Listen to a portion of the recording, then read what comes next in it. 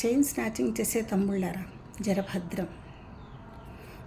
ఎందుకంటే పరానుబుక్కలుగా జీవించే మీకే అన్ని తెలివితేటలుంటే ఆ పరాశక్తి దీవెనలతో పంపిన మా ఆడవాళ్ళకి మాకు ఇంకేం తెలివితేటలు ఉండాలి.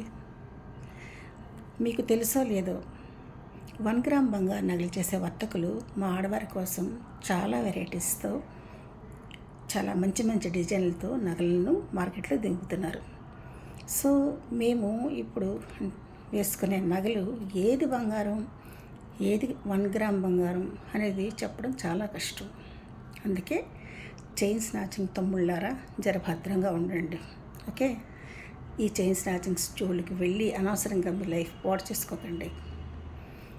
ఎందుకంటే మీరు మా ఆడవాళ్ళ మెడలోని బంగారం దోచినప్పుడు అది 1 గ్రామ్ బంగారం కావచ్చు, రియల్ బంగారం కావచ్చు, చెప్పలేం కదా.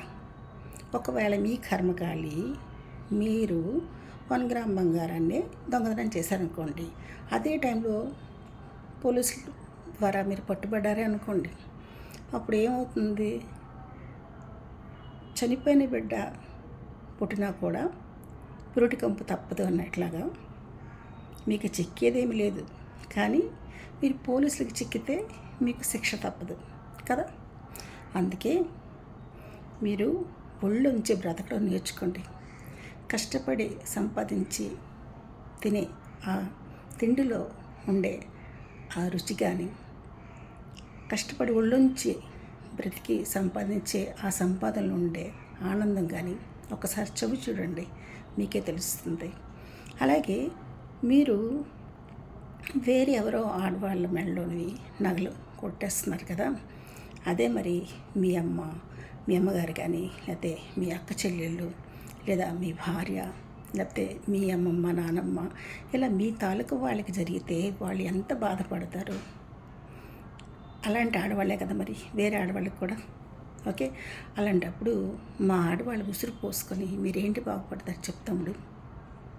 ఏం బాగుపడరు. ఏదో ఆ టైంకి కొంచెం మీకు ఆనందం దొరుకుతుందేమో, బట్ ఆ సొమ్ముతో మీ లైఫ్ అంతా అయిపోతుందా? అవ్వదు కదా. మళ్ళీ మీ జీవితం మొదటికే, మళ్ళీ అక్కడికే ఎవరితో మళ్ళీ ఎవరి దగ్గర ఏదో బంగారం సొమ్ము ఏదో సంథింగ్ దొంగతనం చేయడం, ఆ దొంగతనంతో చేసిన డబ్బుతోనో బంగారంతోనో ఏదో తాత్కాలికంగా మీరు ఎంజాయ్ చేస్తారు. కానీ అది పర్మనెంట్ సొల్యూషన్ కాదు కదా, అది మీకు తెలుసు. అలాంటప్పుడు ఎందుకమ్మా ఈ చైన్ స్నాచింగ్స్? మమ్మల్ని ఎందుకమ్మా ఇలా ఉసిరి పడుతున్నారు? ప్లీజ్ వదిలేయండి.